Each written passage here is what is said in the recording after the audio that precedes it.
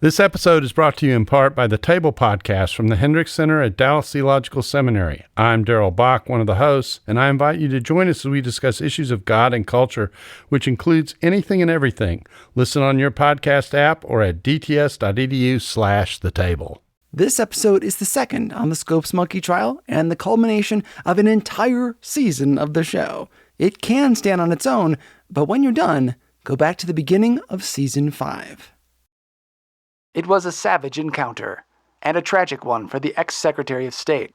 He was defending what he held most dear. This is an excerpt from a best-selling book of the 1930s. When the nation was mired in the Great Depression, people looked for hope wherever they could. Movies, radio, and in this case, nostalgia. Only Yesterday, that's the name of the book written by Lewis Allen, was a smash hit, transporting people just one decade earlier from the breadlines to the roaring 20s. It's a quick entry, just a few paragraphs. But this retelling of the Scopes Monkey trial shaped how people would see it for decades. Darrow declared that his purpose in examining Bryan was, quote, to show up fundamentalism, to prevent bigots and ignoramuses from controlling the educational system of the United States, end quote. And Bryan jumped up, his face purple, and shook his fist at Darrow, crying, quote, to protect the word of God against the greatest atheist and agnostic in the United States. I've been telling this long story this season, how Christian fundamentalism rose in the United States, from reinvigoration of prophecy after the French Revolution to the creation of dispensationalism, a new interest in premillennialism. New theologies that challenged the veracity of the Bible encouraged some Christians to stray from literal readings of the Bible, while others built theologies designed to reinforce belief in the Scriptures. The Spanish-American War pushed some evangelicals to embrace war as an evangelism tool, while the brutality of World War I affirmed the belief of many that the world was about to end. Through a big chunk of that time, William Jennings Bryan was in the public eye. First as a member of the House of Representatives, then a celebrity on the lecture circuit, 3-time presidential nominee for the Democratic Party, later Secretary of State. Now, he'd earned the title of Mr. Fundamentalist. No small undertaking for a man who was a fundamentalist more in title than in belief. Bryan was an accomplished star, known the world over. A man of God who preached a mishmash of social gospel and fundamentalism and helped to shift politics in the United States. But 50 years later, he'd be known as a rube, backwards. The man who single-handedly killed a movement, even though he didn't. But the lie started there, with Only Yesterday. Theoretically, fundamentalism had won, for the law stood.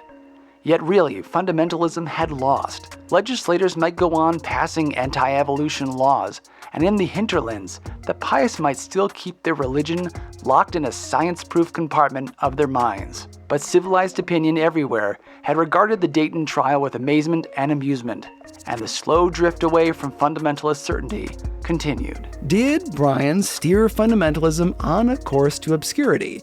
Did his testimony on a hot day in Dayton, Tennessee, stop the spread of Christian fundamentalism? Did he make a monkey of his people, his party, and his God? You're listening to the show that uses journalistic tools to look inside the Christian church. We press pause on the culture wars in order to explore how we got here and how we can do better. I'm Chris Starrin, and this is Truce. This episode is brought to you by No Small Endeavor, the acclaimed podcast from Great Feeling Studios and PRX. In each episode, host and award-winning theologian Lee C. Camp sits down with courageous and impassioned people, like Hollywood legend Rob Reiner and civil rights hero Reverend James Lawson, talking about what it means to find true happiness and flourish in day-to-day life. And if you're looking for somewhere to start, why not check out the recent episode with award-winning journalist and best-selling author Tim Alberta on Christian nationalism's role in the Republican Party. Follow No Small Endeavor on Apple Podcasts, Spotify, or wherever you get your podcasts.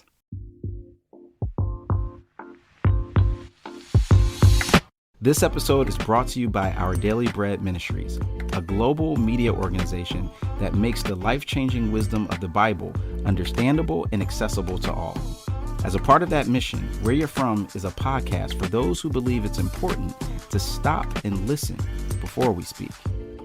Join us on each episode as we ask another Christian thought leader where you're from and discover how their life experiences and expertise, even if we may disagree with something they say, offers us important perspectives worth thinking about. To see our list of guests, visit whereyou'refrom.org today. That's whereyafrom.org. I'm Russell Berry, reminding you that it's not just about where you're at, but it's also about where you're from.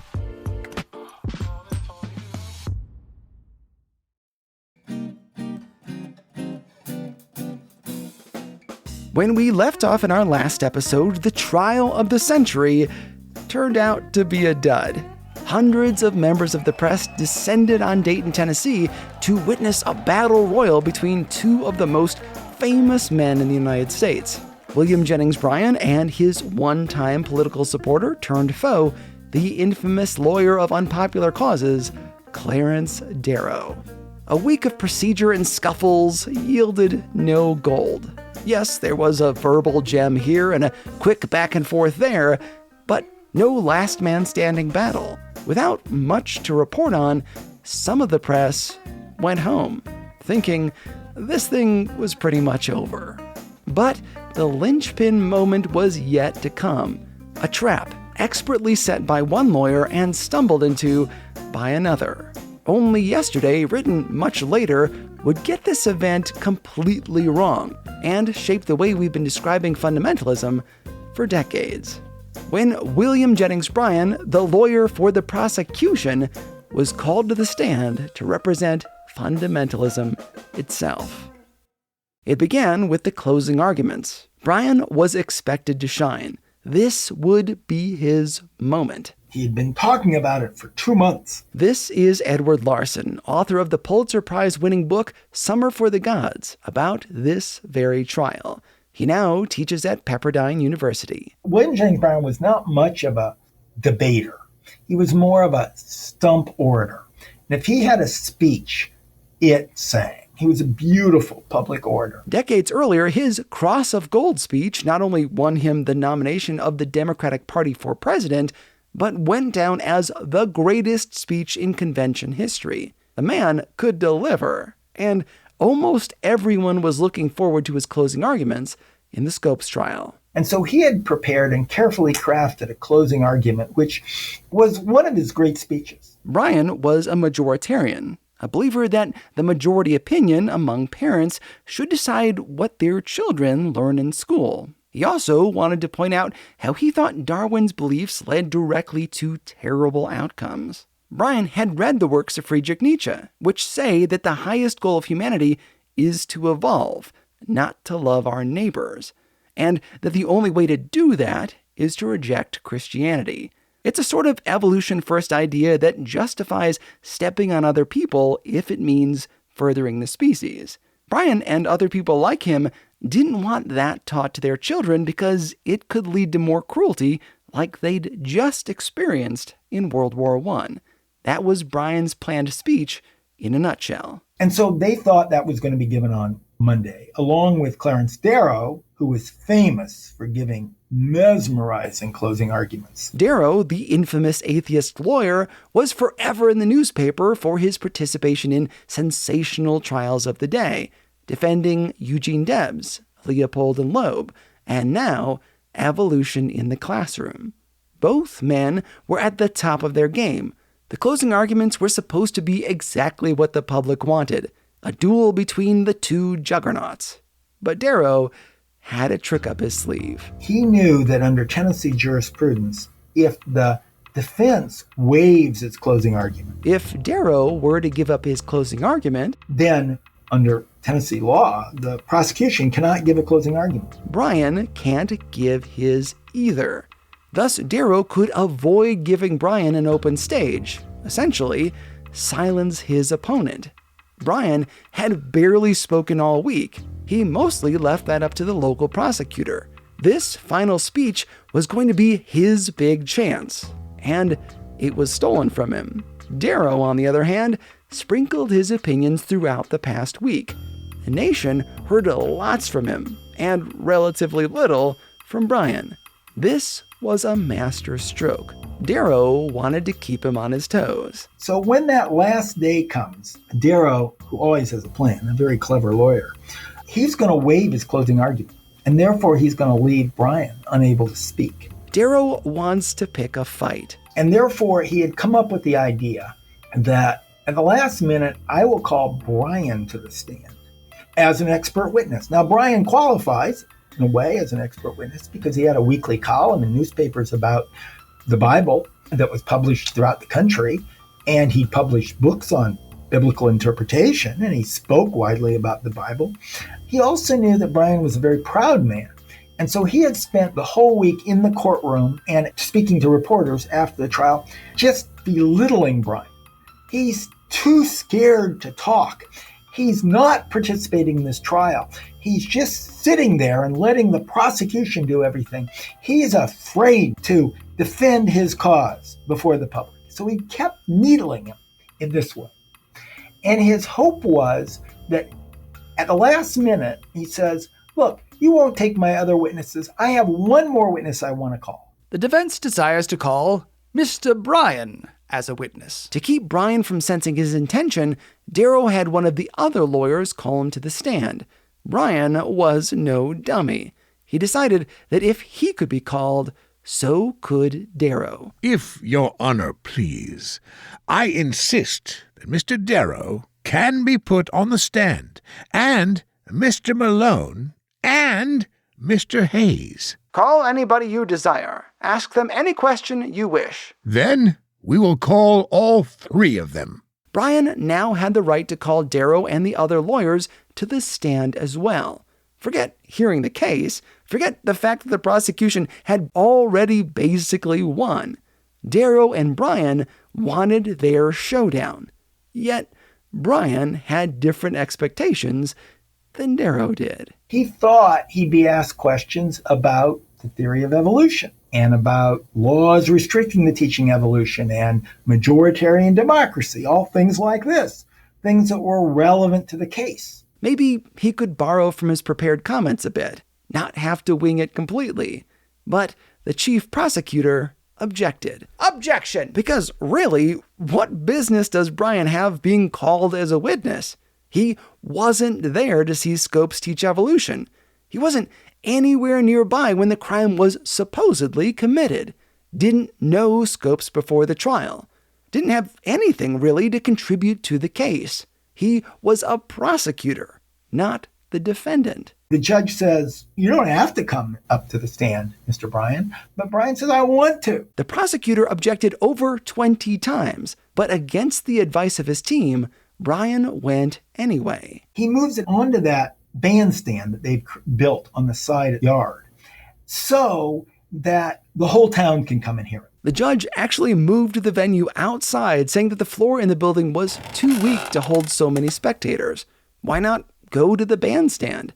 I spoke with Tom Davis, who's on the Election Commission in Dayton, Tennessee, and works to preserve the history of the trial, what he thought about all this. There was a question as to whether or not the floor would hold up under the weight of all the people in there. Has there been actual structural damage to it based on that? I'm not really one to argue with the judge. Okay. But in the late 1970s, the county did an extensive renovation restoration. And I understand at that point they drilled through 18 inches of concrete here and there to get stuff installed. My theory is the judge was hot, the room was crowded, so he moved outside. Let's just put it that way. So it probably wasn't going to collapse. Still, they moved the trial outside. Today, there's still a bandstand on the side of the building where concerts are performed and the trial is reenacted each summer. The courthouse is located in the middle of the town square, surrounded by shops and the Board of Elections. 2,000 people. They pour out from all the venues. They pour out from the towns. The women, children come out. The people hawking beverages, selling beverages and selling food come out and start going among the crowd like it's a football game. And they're all outside for this what they thought were closing arguments, and instead Bryan takes the stand. Darrow practiced this moment with members of his staff. They rehearsed the whole thing. Bryan came in cold. One thing any lawyer will tell you is you never ask a question of a witness unless any answer he gives can't help your cause. So he's not going to ask whether evolution's right, or he's not going to ask whether anti-evolution laws are good. Because that plays right into Bryan's strong suit, the kind of stuff he would have talked about if he'd had closing arguments. He instead asked the various typical age-old village atheist questions. Asking about things like the story of Jonah. But do you believe that he made them, that he made such a fish, and that it was big enough to swallow Jonah? Yes, sir. Let me add, one miracle is just as easy to believe as another. And Prosecutor Stewart, Bryan's teammate in this joust, objected throughout. I object to that as argumentative. But the questioning kept going. Darrow digging into just how literally Bryan took the Bible. Do you believe Joshua made the sun stand still? I believe what the Bible says. I suppose you mean that the earth stood still? I don't know. I am talking about the Bible now. I accept the Bible. Absolutely. Do you believe at that time the entire sun went around the earth? No. I believe that the earth goes around the sun. And a lot of other questions along those lines. Now, Mr. Bryan, have you ever pondered what would have happened to the earth if it had stood still? Do you believe the world was created in 6 literal days? Where did Cain get his wife? And then it came to downright name-calling. These gentlemen have not had much chance. They did not come here to try this case. They came here to try revealed religion. I am here to defend it, and they can ask me any question they please. This may seem like bluster, but remember that Clarence Darrow did go there to try religion. That was the whole reason the ACLU hesitated to ask him to join, why he went around them to John Scopes himself, because Darrow wanted to make a spectacle of Christianity. Great applause from the bleachers. From those whom you call yokels. I have never called them yokels. That is the ignorance of Tennessee, the bigotry. You mean who are applauding you? Those are the people whom you insult. You insult every man of science and learning in the world because he does not believe in your fool religion. These questions had been asked for generations. Darrow knew that there were no good answers to them. Either you're going to sound sort of strange, or you're going to deny it. You're going to say, well, I don't believe in the earth was created in 6 days within the last 10,000 years.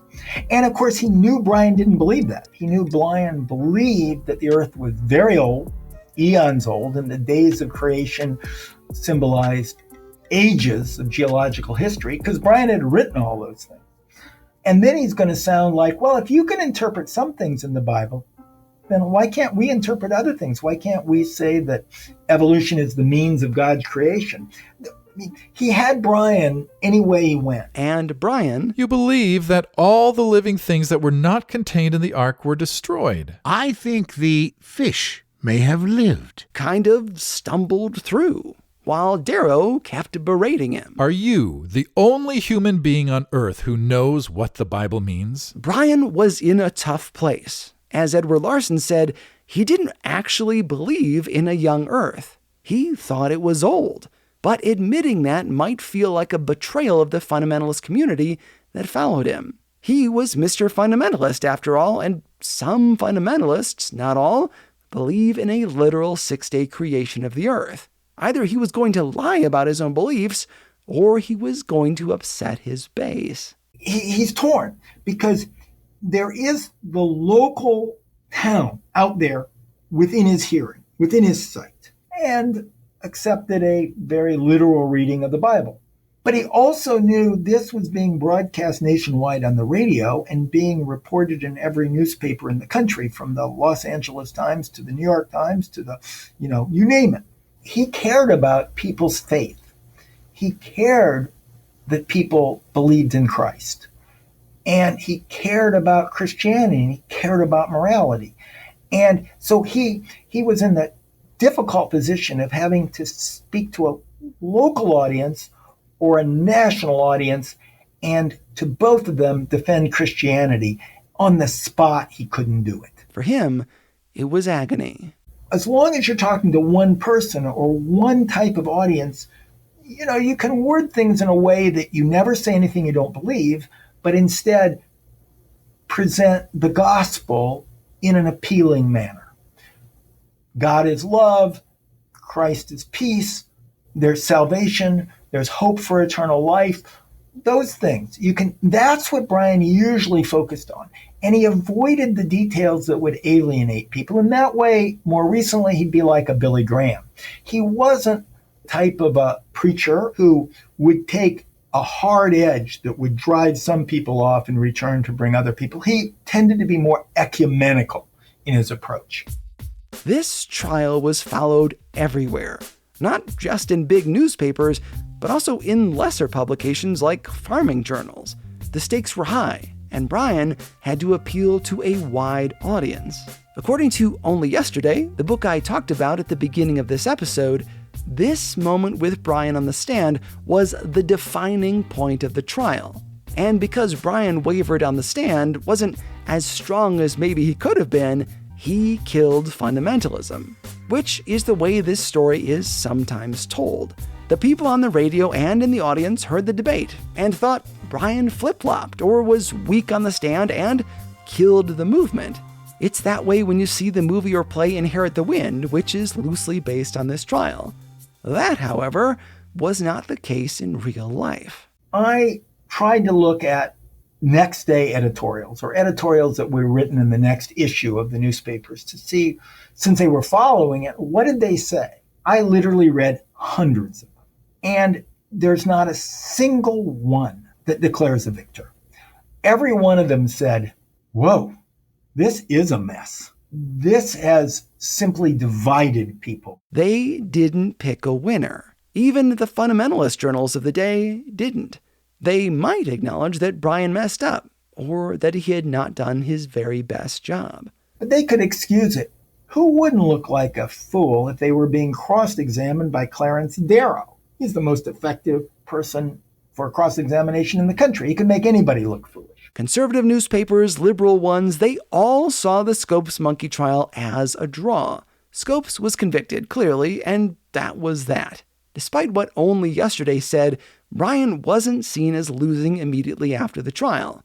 More importantly, they knew even then that this was not the end of the modernist fundamentalist debate. Evolution debates were there to stay. They wouldn't use the term then, but basically they've created a culture war. They have made this issue, which was not a major issue before, they have made this to the front lines of the battle, and we're going to see a lot more about this. They knew even then that this wasn't going away, and it hasn't. The trial ultimately wrapped up with Bryan's testimony on the stand being expunged from the record by the judge. But by then, it had already been broadcast to the nation and transcribed in print. Everyone already heard it. And because Bryan's testimony was kind of a fiasco, the judge did not let Darrow and the defense take the stand. Bryan never got his opportunity to cross-examine the defense. After the trial, Bryan still gave speeches and sermons in town. He got his message out, but so had the defense and the ACLU. 2 other states quickly passed laws much like the Tennessee law, one in Mississippi and one in Arkansas. In tribute to Bryan, they built a college in Dayton, Tennessee. It's now called Bryan College.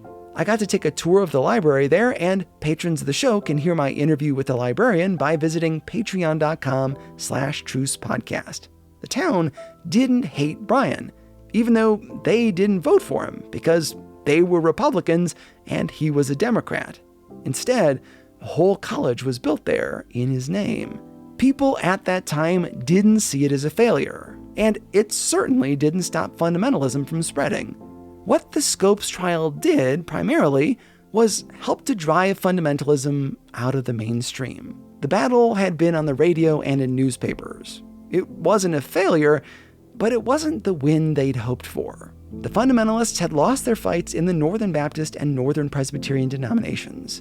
And now this. While it was already there, I think that the Scopes trial did contribute to a sense of division, that our ideas will no longer be taken seriously, and we fundamentalists will be ridiculed in the way that Bryan was ridiculed by Darrow on the witness stand, because nobody can listen to or read that cross-examination of Bryan without thinking, and even the mainline press, even liberals would say, this was almost unconscionable, the way Darrow treated a person who had been nominated for president 3 times, was clearly older and no longer at the top of the game, a person who had been Secretary of State. This is just not a Christian. This is not an American way to treat this person. And this sense that if you're going to so ridicule William Jennings Bryan, who, remember, was not a conservative. He was a very liberal political leader. If you're going to do this to him, and Bryan and Darrow had actually been friends and allies. Darrow had backed Bryan's campaigns for president, and they'd worked together to oppose entry into World War I. It just seemed to be a type of attack that just didn't seem right. And therefore, there was a sense that among some Christians and among some evangelicals and fundamentalists is to pull out and to form their own subculture. It helped push fundamentalism underground. The fundamentalists had been doing things by the D.L. Moody Handbook, building their own schools, colleges, radio shows, conferences, publications, and more. Christian fundamentalists didn't really need secular society to love them. Instead, they had their own society. After all of this talk about William Jennings Bryan, all of his studies, I wanted to know what Mr. Larson thought about the commoner. You're right. It's a difficult question because William Jennings Bryan was a controversial figure. You can look at him in history textbooks, and he moves from being a hero of populism and progressivism in the 1890s to the GOAT, as it were, of the 1920s with the Scopes trial, and not only with the Scopes trial, but also his defense of the Ku Klux Klan at the Democratic Convention in 1924. You know, it is a mixed story. William Jennings Bryan backs some very noble causes, like eventually women's suffrage. He also backs some failed causes like prohibition. He fights child labor. But if you look at him at every one of these steps, there isn't a whole lot of depth there. You know, you admire some of his causes, you don't admire some of the others. He raised good points, accurate points about the dangers of social Darwinism. But William Allen White, the great American journalist, who was fairly conservative himself, publisher of the Emporia Gazette, once said of Bryan, and he was sort of a fan of Bryan, he described Bryan as like a shallow pan, a very wide but not very deep. And the result is, I mean, he should not have walked into the trap at the Scopes trial. He shouldn't have walked into that closing argument. He should have known better. And once he got into it, he should have been able to turn it so he wasn't answering the types of questions in the way he was. You can see that in Bryan a whole bunch of times. He was opposed to the Spanish-American War and then assembled soldiers from Nebraska to go fight in it. He sometimes seemed like an advocate for the social gospel, but didn't cut Jesus out of it the way that others did. He was, above all, a moving target. I mean, how do you put these things together? And you're faced with that with Bryan all the time. He viewed himself as largely responsible for more constitutional amendments than anybody in American history except for James Madison in the Bill of Rights, because he claimed at least significant credit for women's suffrage, for the federal income tax, for a variety of amendments that were passed around in the progressive era. And so, yes, he deserves a lot of credit. He's an American figure, but he's a complex American figure that cannot, you just can't treat him in that way like a Washington or a Lincoln or a FDR. There's too many sides to him to easily pigeonhole him. But I do believe that he was a sincere person who wanted to help people, even if he didn't understand exactly how to do so all the time. I didn't come into this writing this book, since I didn't write it with a cause in mind. I wrote it as a historian, just trying to figure out what happened. And I had a typical American's mixed view of both Bryan and Darrow.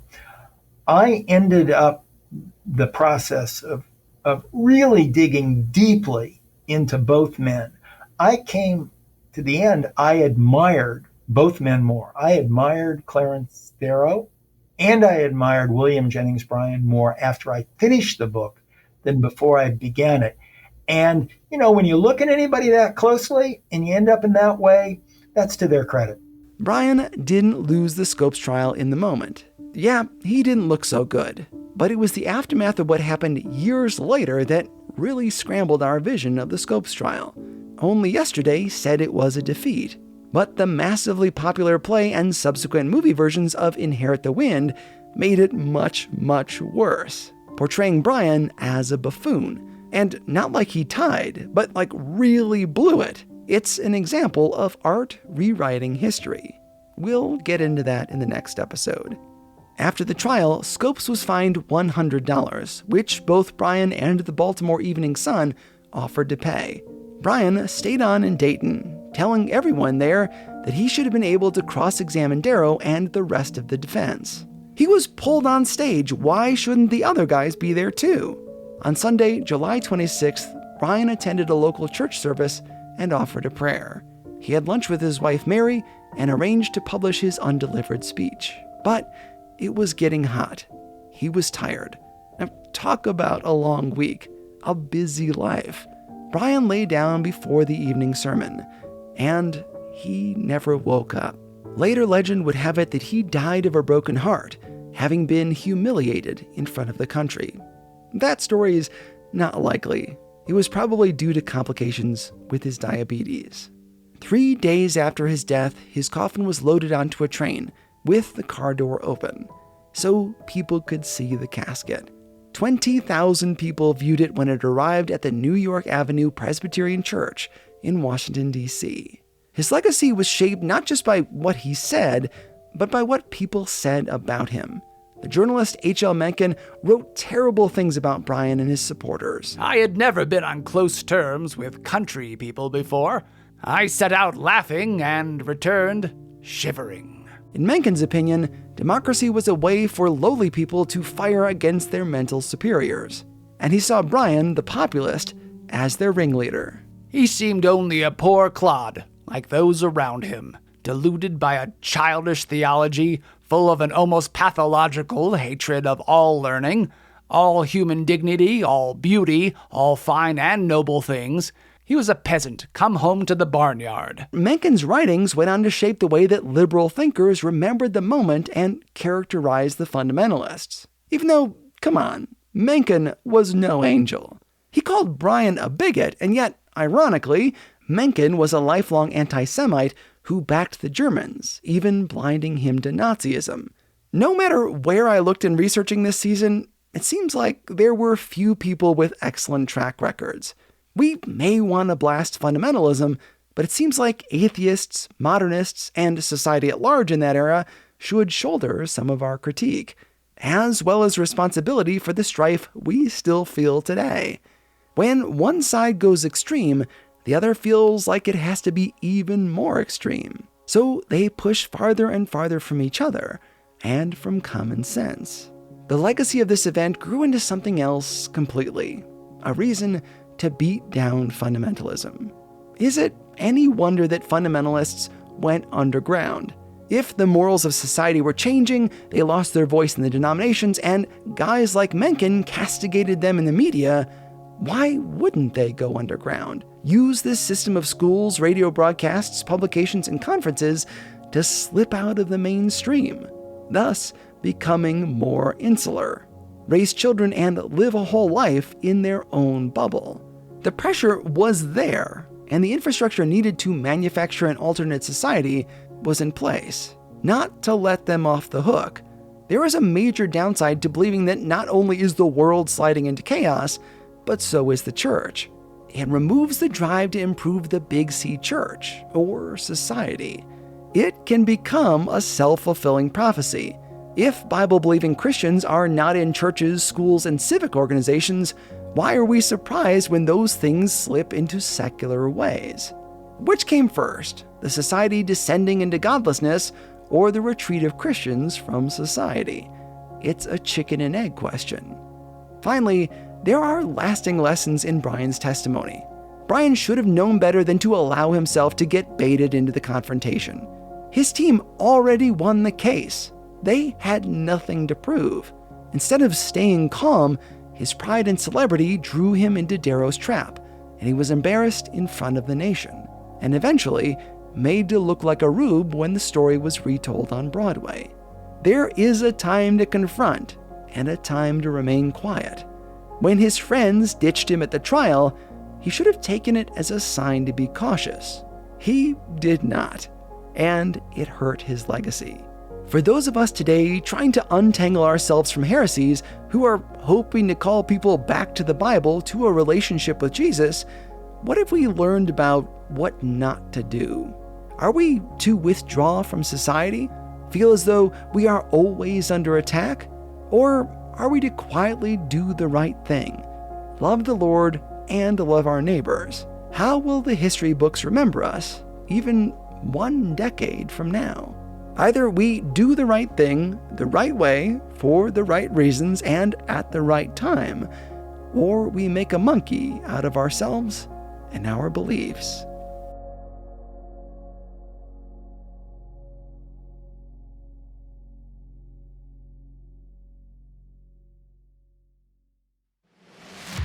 Special thanks to Edward Larson. He's the author of the Pulitzer Prize-winning book, Summer for the Gods. It is truly excellent and gets into way more detail than I did here. Thanks also to Tom Davis and everyone I spoke to in Rhea County, Tennessee. As always, you can find discussion questions for this episode in your show notes and on the website if you want to talk about it further with your friends and family. Thanks also to everyone who gave their voice to this episode. My friend B.T. Stevenson, my brother Nick Starrin, Jerry Dugan of the Beyond the Rut podcast, and Marcus Watson of the Spiritual Life and Leadership podcast. Truce is listener-supported. If you'd like to see this show flourish, maybe even get more frequent episodes and be a part of something really big and new in Christian podcasting, support this project by becoming a patron. Patrons get special bonuses not heard anywhere else. Learn more about how you can further the work of the Truce Podcast by visiting trucepodcast.com/donate. Thanks for listening. I'm Chris Starrin, and this is Truce.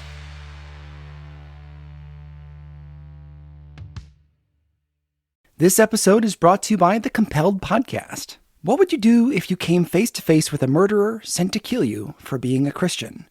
For Virginia Prodan, that question isn't hypothetical. Virginia was a small, petite attorney defending Christians in court in communist Romania. And she was really good. So good, in fact, she caught the attention of the communist regime. One day, a tall, muscular man walked into her office, closed the door, and pulled out a gun. He barked, "Shut up, sit down, I'm here to kill you."